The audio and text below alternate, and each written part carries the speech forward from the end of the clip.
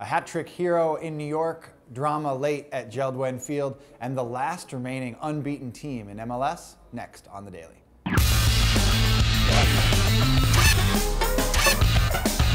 Hey everybody, welcome to another edition of The Daily here with Greg Lawless. I'm Nick Fershaw. And Greg, we have a new leader in the Golden Boot race. It's none other than Thierry Henry. That happens after you get a hat trick against the Montreal Impact. A great day for the New York Red Bulls, a 5-2 win. Yeah, and it wasn't a great day in the first 45 minutes. They were actually down to the Montreal Impact a couple times, and they had to come back to get this. Thierry Henry supposedly went in at halftime and gave a speech to the guys. He said he also did the same thing in Dallas and Salt Lake, and that this time it worked. They also made a change in the midfield. Teemu Tainio came in for Rafa Marquez, supposedly a bit of a niggling injury for Marquez. But they came out in the second half, and Thierry Henry was awesome. Not only did he get a couple more goals and finish off the hat-trick, he also had a beautiful assist from Mendy Bellucci on his goal. And for the Montreal Impact, still a rough start to their expansion season, still looking for that first win in franchise history. But you're right, it's a tough one. You run into the buzzsaw of Thierry Henry. You can find that hat-trick video on MLSsoccer.com, as well as all the other highlights from New York's big win at Red Bull Arena. Well, a game that lived up to the hype in the Western Conference. Real Salt Lake on the road at the Portland Timbers. Greg, RSL able to do a couple things MLS teams not usually able to do. They go to Geldwen Field and get a win, and they come from one goal down twice. Yeah, pretty amazing. And you know what? They should not have gotten the win. They probably didn't even deserve a draw in this one. Portland, they had a wonderful game. Darlington Nagbe, two incredible goals to him. Make sure you check out the second one. It's a sort of a mirror image of his goal of the year winner from last year. But they didn't close it out. In Salt Lake, they made a couple of substitutions in the second half. Fabian Espindola came on, and he created some problems. And Johnny Steele, new guy, came on, made his third appearance for Real Salt Lake, and he gets his first goal. That's the equalizer in the 89th minute. The Timbers couldn't put this one away. And then it was Espindola to Beckerman. Beckerman with a beautiful volley in the 93rd minute to win the game. Totally changed this game around. You would imagine at Geldwen, with all of their support, the Timbers will easily know how to close out the game, and they couldn't do it this time. And if you can't tell how much this meant to the Portland Timbers to lose this game, go back and listen to the audio of John Strong, the Portland Timbers play-by-play announcer. Really one of the best in the game right now, but lost for words when RSL came back to beat the Portland Timbers up at Geldwen.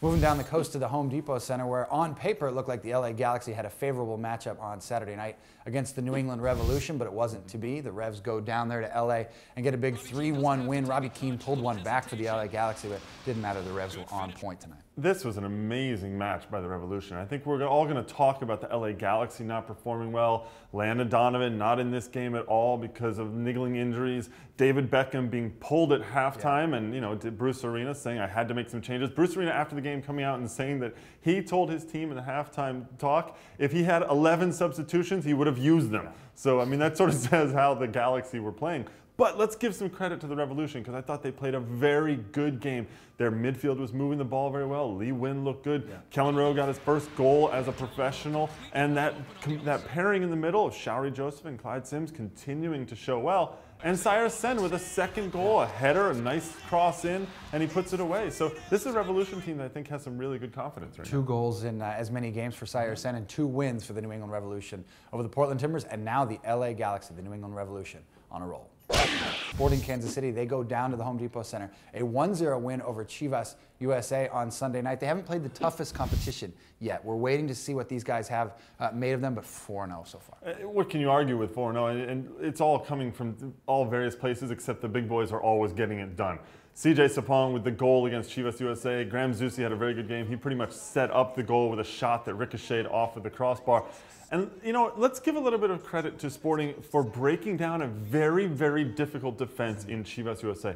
Chivas USA have lost several games now 1-0. They are really mucking it up in defense and making it difficult. And Sporting Kansas City, they like to have space. They like to move. They like to run. They found a way to get it done in this one, which I think will bode well over the long term for this team. Peter Vermees after the game said, look, yeah, it's a historic start for the season. I don't care. It's all about the performance. We got the performance. We got the win on the road. You mentioned CJ Sapong with the goal. He's really turning into one of the best young strikers in the league. And you look back last season, Sporting Kansas City struggled away from home to open the season. Remember that long road trip? They've got the form down right off. They're 4-0 so far this season.